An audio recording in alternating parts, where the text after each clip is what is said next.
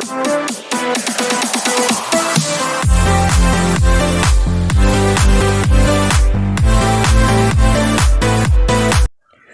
छात्रों, आज के इस वीडियो में हम प्रकाश का परावर्तन के जितने भी इम्पोर्टेंट ऑब्जेक्टिव हैं इसको करने वाले हैं। तो चलिए फटाफट से इस ऑब्जेक्टिव को शुरू करते हैं। शुरू करने से पहले अगर आप इस चैनल पर नए हैं तो पहले वीडियो को शुरू से लेकर अंत तक देखिए। अगर वीडियो अच्छा लगता है तब चैनल को सब्सक्राइब करके बेल आइकन को दबा लीजिएगा। तो चलिए फटाफट से हमारा सबसे पहला प्रश्न है, किसी समतल दर्पण की फोकस दूरी का मान होता है।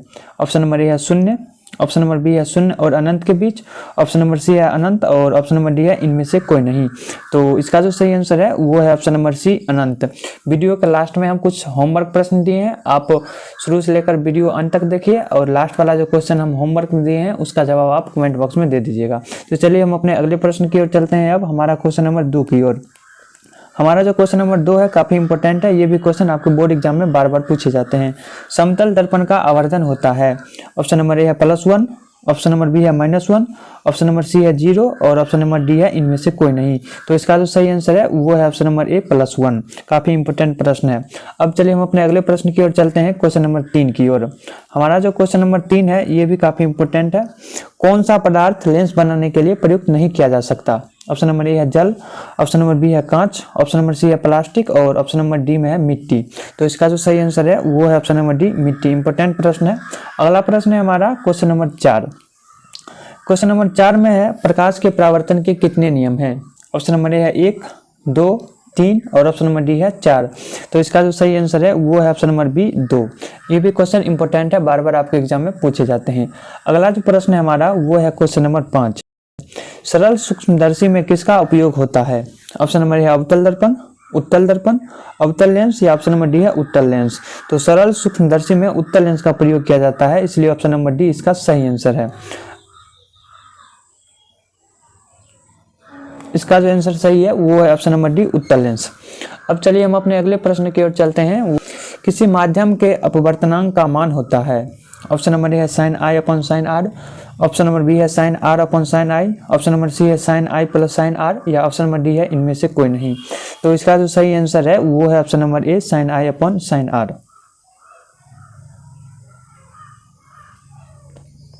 अब चलिए हम अपने अगले प्रश्न की ओर चलते हैं, क्वेश्चन नंबर 7 की ओर, जो कि काफी इंपॉर्टेंट है। हमारा जो क्वेश्चन नंबर 7 है, गोलीय दर्पण में फोकस एवं वक्रता त्रिज्या के संबंध है। r बराबर 2f, f बराबर r या f बराबर 2/f या ऑप्शन नंबर डी है r बराबर f/2। तो हम लोग सभी जानते हैं f बराबर होता है r/2। तो यहाँ कोनमा कोनमी गुना हो जाएगा तो r बराबर हो जाएगा 2f, इसका सही आंसर। तो इसका जो सही आंसर है वो है ऑप्शन नंबर ए r बराबर 2f। या ऑप्शन में अगर आपको देता है f बराबर r/2 तो वो भी इसका सही आंसर हो जाएगा। अब चलिए हम अपने अगले प्रश्न की ओर चलते हैं, क्वेश्चन नंबर 8 की ओर। हमारा जो क्वेश्चन नंबर 8 है ये भी काफी इंपॉर्टेंट है। निर्गत किरण एवं अभिलंब के बीच के कोण को क्या कहते हैं। ऑप्शन नंबर ए है आपतन कोण, परावर्तन कोण, निर्गत कोण या ऑप्शन नंबर डी इनमें से कोई नहीं। ये भी प्रश्न आपके बोर्ड एग्जाम में बार बार पूछे जाते हैं। तो इसका जो सही आंसर है वो है ऑप्शन नंबर सी निर्गत कोण। अब चलिए हम अपने अगले प्रश्न की ओर चलते हैं, क्वेश्चन नंबर 9 की ओर। हमारा जो क्वेश्चन नंबर 9 है, किस दर्पण में प्रतिबिंब सीधा एवं छोटा होता है। ऑप्शन नंबर है उत्तल दर्पण, अवतल दर्पण, समतल दर्पण या ऑप्शन नंबर डी है इनमें से कोई नहीं। तो इसका जो सही आंसर है वो है ऑप्शन नंबर ए उत्तल दर्पण। काफी इंपॉर्टेंट प्रश्न है। अगला जो प्रश्न है हमारा वो है क्वेश्चन नंबर 10। क्वेश्चन नंबर 10 है, अवतल दर्पण है अभिसारी दर्पण, अपसारी दर्पण, दोनों या इनमें से कोई नहीं। तो अवतल दर्पण को अभिसारी दर्पण कहते हैं, इसलिए ऑप्शन नंबर ए इसका सही आंसर है। अगला प्रश्न की ओर चलते हैं हम, क्वेश्चन नंबर 11 की ओर। हमारा जो क्वेश्चन नंबर 11 है, उत्तल दर्पण द्वारा बना प्रतिबिंब होता है। ऑप्शन नंबर है काल्पनिक एवं छोटा, काल्पनिक एवं आवर्धित, वास्तविक एवं छोटा या वास्तविक एवं आवर्धित। तो उत्तल दर्पण द्वारा बना प्रतिबिंब हमेशा काल्पनिक और छोटा होता है, तो इसलिए ऑप्शन नंबर ए इसका सही आंसर है। अगले प्रश्न की ओर चलते हैं हम, क्वेश्चन नंबर 12 की ओर। हमारा जो क्वेश्चन नंबर 12 है ये भी काफी इंपॉर्टेंट प्रश्न है।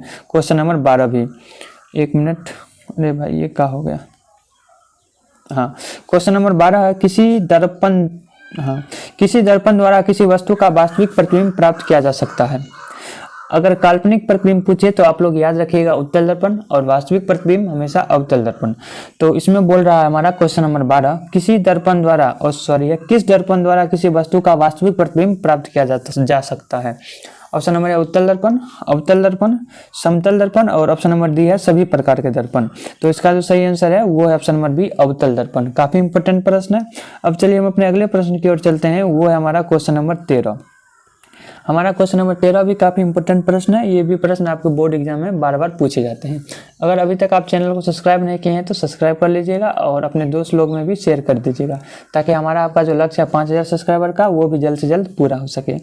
किस में बड़ा और वास्तविक प्रतिबिंब बनता है? किस दर्पण में बड़ा और वास्तविक प्रतिबिंब बनता है? ऑप्शन नंबर है अवतल दर्पण, उत्तल दर्पण, समतल दर्पण और अवतल लेंस। तो इसका जो सही आंसर है वो है ऑप्शन नंबर ए अवतल दर्पण। अगला प्रश्न है हमारा वो है क्वेश्चन नंबर 14। ये भी क्वेश्चन काफी इंपॉर्टेंट है। हमारा क्वेश्चन नंबर 14, समतल दर्पण द्वारा बना प्रतिबिंब होता है।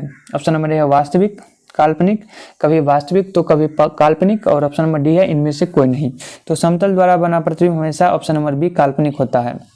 काफी इंपॉर्टेंट प्रश्न है क्वेश्चन नंबर 14 भी। अगला जो प्रश्न है हमारा वो है क्वेश्चन नंबर 15। किसी वस्तु का आवर्धित प्रतिबिंब बनता है। ऑप्शन नंबर है अवतल दर्पण, समतल दर्पण, उत्तल दर्पण या सभी प्रकार के दर्पण। तो आवर्धित प्रतिबिंब हमेशा अवतल दर्पण में बनता है, इसलिए ऑप्शन नंबर ए इसका सही आंसर है। अगला जो प्रश्न है हमारा वो है क्वेश्चन नंबर 16। हमारा क्वेश्चन नंबर 16 है काल्पनिक प्रतिबिंब हमेशा होते हैं सीधा, उल्टा, तिरछा या इनमें से कोई नहीं। तो काल्पनिक प्रतिबिंब हमेशा सीधा होते हैं, ऑप्शन नंबर ए इसका सही आंसर है। अगला प्रश्न है हमारा क्वेश्चन नंबर 17। हमारा जो क्वेश्चन नंबर 17 है, किस दर्पण में हमेशा आभासी और छोटा प्रतिबिंब बनता है? आप लोग याद रखिएगा, जब आपसे बड़ा प्रतिबिंब किस मतलब पूछेगा आपसे बड़ा प्रतिबिंब किस दर्पण में बनता है, तो उसका जो सही आंसर होता है वो है अवतल दर्पण और छोटा प्रतिबिंब हमेशा उत्तल दर्पण में बनता है। तो आप लोग ये नोट करके याद कर लीजिएगा। तो क्वेश्चन नंबर 17 हमसे बोल रहा है किस दर्पण में हमेशा आभासी और छोटा प्रतिबिंब बनता है? छोटा प्रतिबिंब बनता है, अर्थात इसका ऑप्शन नंबर बी उत्तल दर्पण सही हो जाएगा। अब चलिए हम अपने अगले प्रश्न की ओर चलते हैं, वो है हमारा क्वेश्चन नंबर 18। यह भी क्वेश्चन काफ़ी इंपॉर्टेंट है, बार बार आपके एग्जाम में पूछे जाते हैं। ये MVVI प्रश्न है। क्वेश्चन नंबर 18, इसमें बोल रहा है हजामत बनाने के लिए किस दर्पण का प्रयोग किया जाता है? ऑप्शन नंबर है उत्तल दर्पण, अवतल दर्पण, समतल दर्पण या उपयुक्त तीनों। तो हजामत बनाने के लिए अवतल दर्पण का प्रयोग किया जाता है, ऑप्शन नंबर बी इसका सही आंसर है। अब चलिए हम लोग अपने अगले प्रश्न की ओर चलते हैं, क्वेश्चन नंबर 20 की ओर। हमारा जो क्वेश्चन नंबर 20 है ये भी काफ़ी इंपॉर्टेंट है। सर्च लाइट का परावर्तक सतह होता है। ऑप्शन नंबर है उत्तल दर्पण, अवतल दर्पण, समतल दर्पण या तीनों प्रकार के दर्पण। तो इसका जो सही आंसर है वो है ऑप्शन नंबर बी अवतल दर्पण। अगला जो प्रश्न है हमारा वो है क्वेश्चन नंबर 20। क्वेश्चन नंबर 20 में बोल रहा है मोटर गाड़ी के चालक के सामने लगा रहता है। समतल दर्पण, उत्तल दर्पण, अवतल दर्पण या ऑप्शन नंबर डी है एक पतला लेंस। तो मोटर गाड़ी के चालक के सामने हमेशा उत्तल दर्पण लगा रहता है, इसलिए ऑप्शन नंबर बी इसका सही आंसर है। तो ये था हमारा कुछ VVI ऑब्जेक्टिव क्वेश्चन प्रकाश का परावर्तन का। तो आशा करता हूँ ये वीडियो आपको अच्छा लगा हो। अगर अच्छा लगा हो तो चैनल को सब्सक्राइब करके वीडियो को लाइक कर देना। चैनल पर नए हो तो थोड़ा शेयर कर देना, ताकि हमारा आपका जो लक्ष्य है वो भी जल्द से जल्द पूरा हो सके। चलिए यहीं पर करते हैं इस वीडियो को समाप्त। मिलते हैं अगले वीडियो में, तब तक के लिए see you, take care, bye bye. आप लोग ऑब्जेक्टिव के साथ साथ सब्जेक्टिव की भी तैयारी करते रहिए।